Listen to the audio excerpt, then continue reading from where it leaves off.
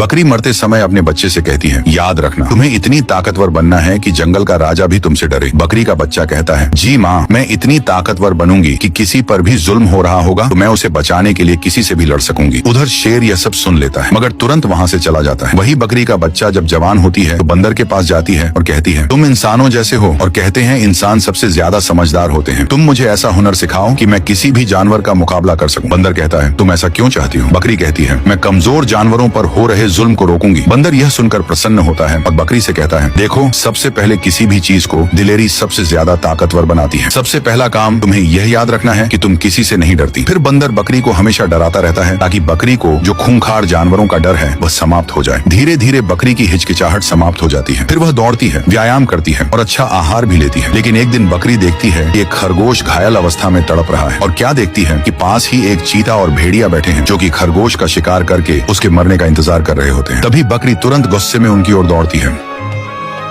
जैसे ही हिरण शेर के पास जाकर बताता है कि बकरी ने चीते और भेड़िए को मार दिया है, शेर तुरंत हैरानी से कहता है, यह कैसे हो सकता है? बकरी होकर वो चीते और भेड़िए का मुकाबला करे। तब हिरण बताता है, हुजूर, बकरी को इतना दिलेर और ताकतवर बंदर ने बनाया है। शेर तुरंत बंदर के पास जाता है और कहता है, अरे बंदर, क्या तुमने बकरी को सबसे लड़ने की हिम्मत दी है? बंदर आदर से कहता है, जी हुजूर, बिल्कुल। शेर गुस्से में पूछता है, तुमने ऐसा क्यों किया? बंदर शांत स्वर में जवाब देता है, जनाब, जब शिकारियों ने उसकी माँ को मार दिया था अब आपने उसकी रक्षा की थी। शेर थोड़े शर्मिंदा होकर कहता है, नहीं, उस दिन मैं शिकारियों से डर गया था। बंदर कहता है, तो क्या उसे अपनी रक्षा करने का अधिकार नहीं है? शेर मानता है, हाँ है, लेकिन फिर वह चिंतित होकर कहता है, अगर किसी दिन उसने मेरी सत्ता छीन ली तो? बंदर गंभीर होकर कहता है, यह भी हो सकता है, क्योंकि जो काम आप राजा होकर नहीं कर पाए वह उसने एक बकरी होकर कर दिखाया। ताकत और हुनर होने पर वह सबकी रक्षा कर रही है। ये सुनकर शेर तुरंत लोमड़ी के पास जाता है और कहता है, तुम बहुत चालाक हो, मुझे कोई तरीका बताओ जिससे बकरी को खत्म किया जा सके। लोमड़ी तुरंत सलाह देती है, तुम सारे जानवरों की एक दंगल कराओ, कोई न कोई तो बकरी को मार ही देगा। शेर सब जानवरों को बुलाकर बकरी से लड़ने को कहता है, लेकिन सब मना कर देते हैं और कहते हैं, वह तो हमारी रक्षा करती है, हम उससे नहीं लड़ेंगे। फिर सब शेर से कहते हैं, तुम तो राजा हो, तुम ही बकरी से लड़ लो। यह सुनकर शेर के दिल में डर बैठ जाता है, मैं एक राजा हूँ, अगर मैं हार गया तो? और फिर वह लड़ने से इनकार कर देता है।